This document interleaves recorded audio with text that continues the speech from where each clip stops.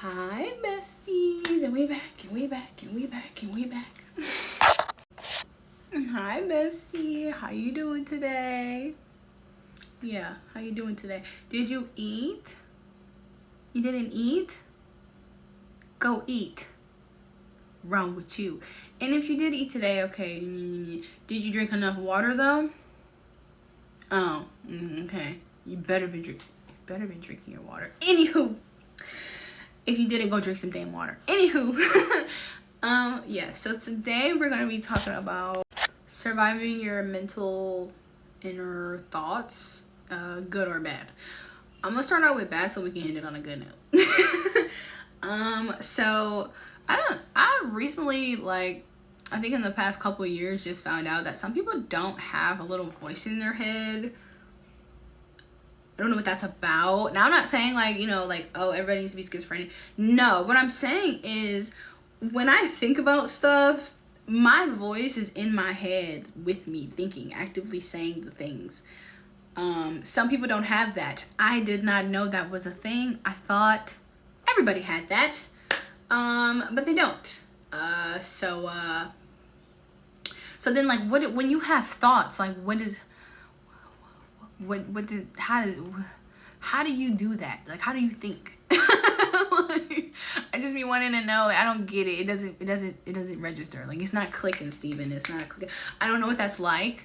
So I just assume that it's kind of like a computer ticket where, like, you know, it just generates and then you say it out loud, because that's the only way I can, like, fathom it. So if you don't have a voice in there that's like your own voice, that's like thinking and saying the stuff in the head when you don't want to say it out loud, please drop in the comments and tell me, how does that even work for you? Because what is going on up there in that head of yours? How do you human? I don't know. I don't know. I don't have schizophrenia, so don't think I'm talking about that. I definitely have my own voice up here, like right now, like as I'm talking, my voice is agreeing, like, yeah, like that we here, we up here. Like, it's me. Like, I don't know how to explain it, but it's my own voice, and it's up here, and it has a voice. And when I don't talk out loud,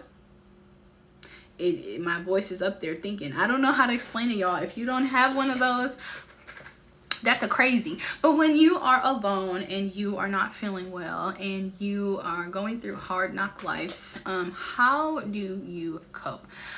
The way I cope, it's not always healthy, but a lot of the times I listen to music, I pray, or I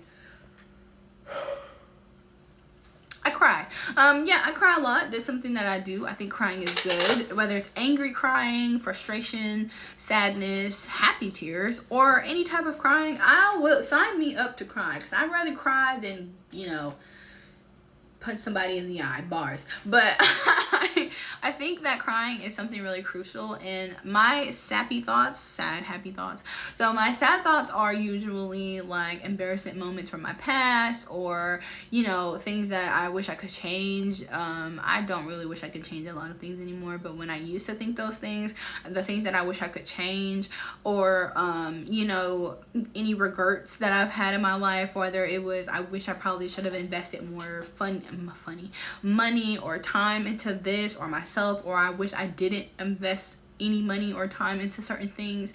Sometimes you get depressed and you feel like you're not enough, and so mentally you be thinking about all the ways and the things that you've done that made you not feel enough, or the things that you have said to people that you feel like you can take back even if they deserved it. And all I'm gonna say to that is, don't let it ruin you. Get it out, say it out loud, put it on a piece of paper.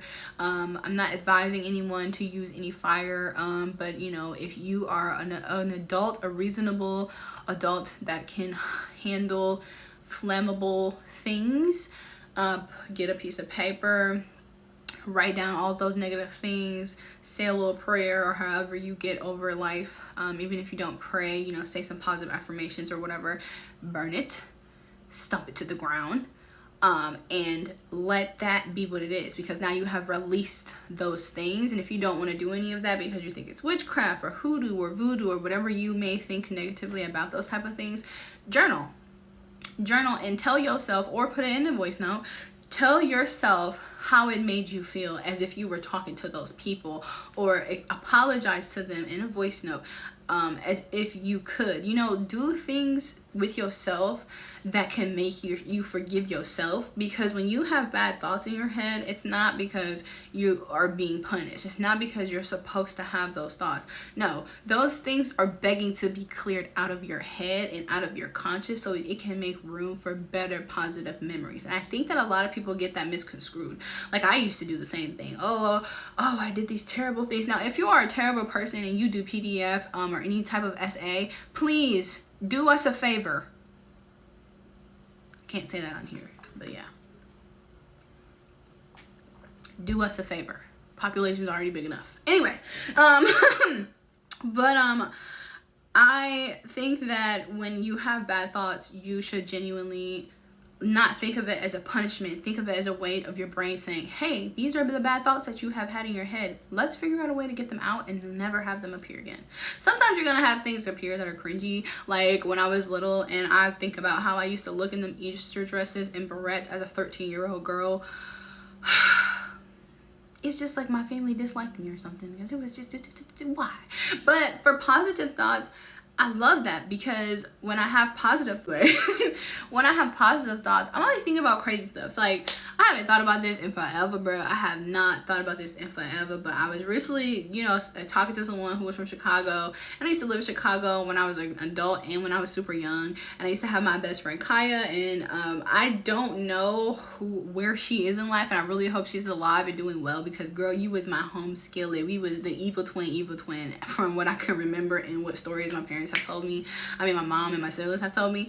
But y'all, me and my best friend Kyle were thick as thieves. I used to go next door. She used to have like the pool in the backyard. I used to go in her house and hang out with her. Her grandma was chill, even though she was in a wheelchair, and she was kind of mean to her grandma. We're not gonna talk about it though. We used to run rampant in the neighborhood. She used to let me cook. I used to go with her to the store. Mind you, I'm like 4 years old, bro. Like, we're little kids. Like, we're like this big. But this is back in the day where it was a little bit safer to go outside as a little kid. You wasn't really getting picked up in traffic. You feel what I'm saying? So nowadays, like, I think about a lot of these memories. Or one time when I was little, my cousins had came to stay with us and we was living in Chicago, and my mom told my cousin Marion, do not throw that ball across that fence, because when that dog get that ball, he will tear it up.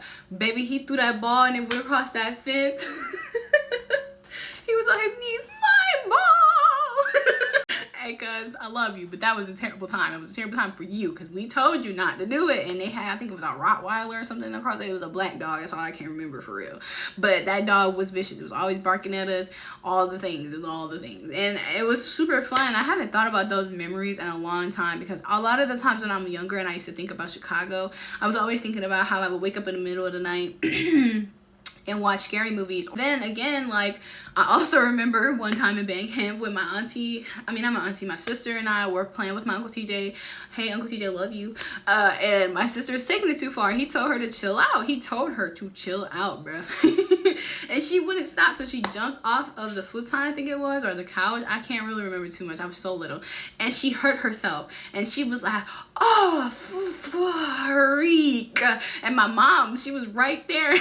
She almost cussed, and it was so funny, because and she was just told to like sit the flip down, you know what I'm saying? But at the end of the day, it was more funny that, she was about to cuss, and not the fact that she hurt herself. It was more funny that my mom was like, you better not cuss, in the middle of her about to say a cuss word, instead of the fact that she got harmed. So a lot of like childhood memories are like really core, and it's really good for you to think about those. So like, for every negative memory that you have or that you are having, do with that what you will, but try your hardest to replace it with a positive one. And it's easier said than done. Like, I've been working on it since I was 14. I'm 24. That's 10 whole years, y'all. Like, get it together. It's not easy, but if you put the work in and you actually want to see a difference in the way you think about things in yourself, it really helps you, and it does bring out that positive memory, that positive core childhood life.